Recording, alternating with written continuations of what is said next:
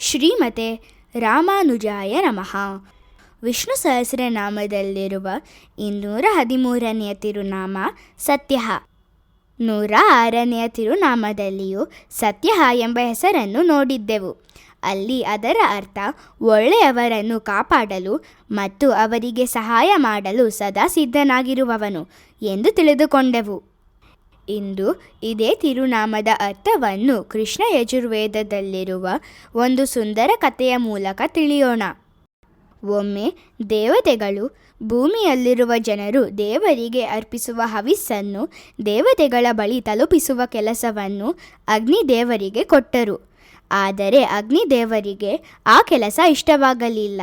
ಆದ್ದರಿಂದ ಅವರು ದೇವಲೋಕದಿಂದ ಓಡಿ ಹೋಗಿ ಸಮುದ್ರದೊಳಗೆ ಅಡಗಿಕೊಂಡರು. ನೀರಿನೊಳಗೆ ದೇವತೆಗಳು ತನ್ನನ್ನು ಹುಡುಕುವುದಿಲ್ಲ ಎಂದು ಅವರು ಭಾವಿಸಿದರು. ಅದೇ ಸಮಯದಲ್ಲಿ ದೇವತೆಗಳು ಆಕಾಶದಲ್ಲಿ ನಿಂತು ಅಗ್ನಿದೇವರು ಎಲ್ಲಿದ್ದಾರೆ ಎಂದು ಯೋಚಿಸುತ್ತಿದ್ದರು. ಆಗ ನೀರಿನಿಂದ ಮೇಲಕ್ಕೆ ಜಿಗಿಯುತ್ತಿದ್ದ ಕೆಲವು ಮೀನುಗಳು ತಮ್ಮ ಕಣ್ಣುಗಳ ಮೂಲಕ ಅಗ್ನಿದೇವರು ಅಡಗಿದ್ದ ಸ್ಥಳವನ್ನು ದೇವತೆಗಳಿಗೆ ತೋರಿಸಿದವು. ದೇವತೆಗಳು ಅಗ್ನಿದೇವರನ್ನು ಹಿಡಿದು ಮತ್ತೆ ದೇವಲೋಕಕ್ಕೆ ಕರೆದುಕೊಂಡು ಹೋದರು.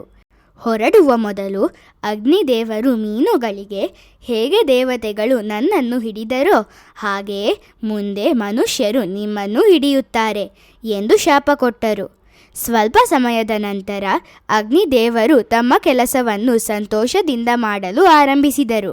ಆದ್ದರಿಂದ ಇಂದಿಗೂ ನಾವು ದೇವರಿಗೆ ಏನನ್ನೇ ಅರ್ಪಿಸಿದರೂ ಮೊದಲು ಅಗ್ನಿದೇವರನ್ನು ಆಹ್ವಾನಿಸಿ ಅವರ ಮೂಲಕವೇ ದೇವತೆಗಳಿಗೆ ಅರ್ಪಿಸುತ್ತೇವೆ.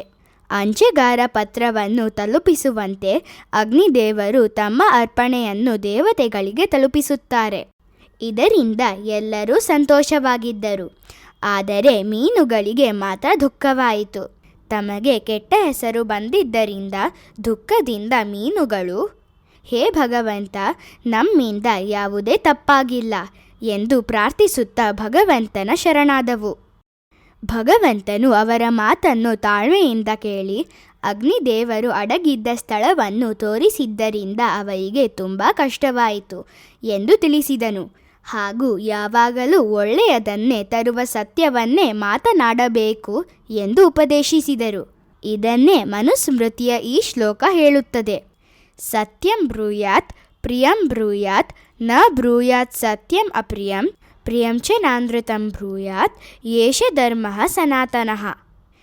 ಈ ಶ್ಲೋಕದ ಅರ್ಥ ಸತ್ಯವನ್ನೇ ಹೇಳು, ಪ್ರೀತಿಯಿಂದ ಹೇಳು, ಬೇರೆಯವರಿಗೆ ನೋವಾಗುವ ರೀತಿಯಲ್ಲಿ ಸತ್ಯವನ್ನು ಹೇಳಬೇಡ, ಇತರರನ್ನು ಮೆಚ್ಚಿಸಲು ಸುಳ್ಳನ್ನು ಹೇಳಬೇಡ. ಇದೇ ಸನಾತನ ಧರ್ಮ. ಭಗವಂತನು ಉಪದೇಶ ಮುಗಿಸಿದ ನಂತರ ಮಹಾಲಕ್ಷ್ಮಿಯು, ನಿಮ್ಮ ಶರಣಿಗೆ ಬಂದ ಈ ಮೀನುಗಳಿಗೆ ಈಗ ಯಾವ ಅನುಗ್ರಹ ಮಾಡುತ್ತೀರಿ ಎಂದು ಕೇಳಿದರು. ಭಗವಂತನು ನಗುತ್ತಾ, ನೀವೇ ಹೇಳಿ, ನಾನು ಏನು ಮಾಡಬೇಕು ಎಂದು ಕೇಳಿದನು.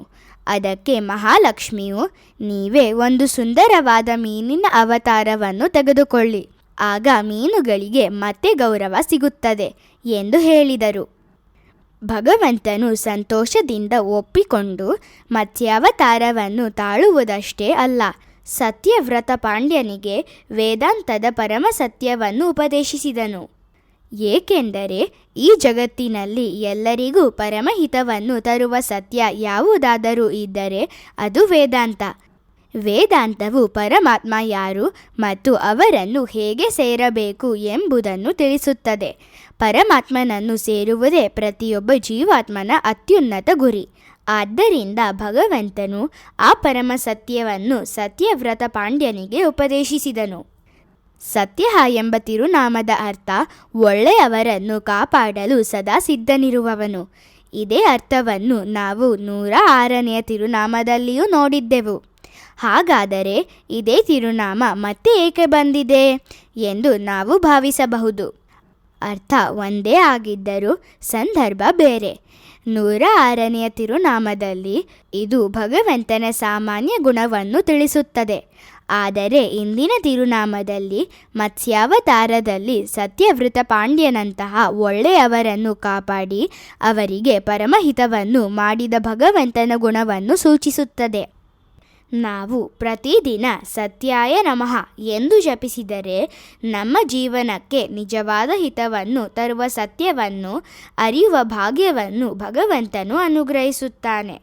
ಶ್ರೀಮತೆ ರಾಮಾನುಜಾಯ ನಮಃ.